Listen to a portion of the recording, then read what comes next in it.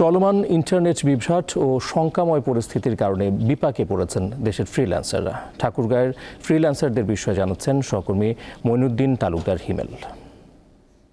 পূর্বের সময়সূচিতে চলতে শুরু করেছে অফিস আদালত, এতে করে শঙ্কা কাটিয়ে স্বাভাবিক জীবনযাপনে অভ্যস্ত হতে শুরু করেছে সাধারণ মানুষ। তবে সার্বিক যে পরিস্থিতি, এর প্রভাব বা ক্ষত রয়ে গেছে বিভিন্ন ক্ষেত্রে, যার একটি উদাহরণ ফ্রিল্যান্সার পেশাজীবীরা। বিশ্বের কিন্তু প্রায় 14% ফ্রিল্যান্সার বাংলাদেশি। বৈদেশিক মুদ্রা অর্জনে তারা নীরবেই গুরুত্বপূর্ণ ভূমিকা রেখে চলেছে। তবে বর্তমান পরিস্থিতিতে তাদের স্বাভাবিক কর্মময় পরিস্থিতি নেই, তাদেরকে বেশ বিপাকে পড়তে হয়েছে। একটা বায়ার কখনোই একটা সেলারকে বিশ্বাস করবে না যখন সে 7 দিন পর্যন্ত তার কোনো রিপ্লাই দিচ্ছে না। পিং টেস্ট করে দেখলাম যে দেখা যাচ্ছে 10টা পিংয়ের মধ্যে অর্ধেকই পিং ড্রপ থাকে। তো এরকম বাফার ইন্টারনেট থাকলে যেখানে ব্রাউজিং করাটাই কষ্টকর, সেখানে ক্লায়েন্টের সাথে যোগাযোগ কিংবা নতুন ক্লায়েন্ট খোঁজা এটা দুরূহ একটা কাজ হয়ে যায়।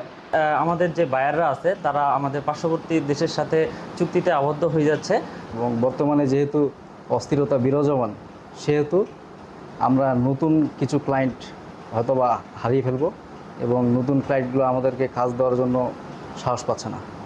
প্রতিযোগী যে দেশগুলো আছে সেদিকে আগ্রহী হতে শুরু করেছে, কারণ বাংলাদেশে এখন একটি শঙ্কা রয়ে গেছে।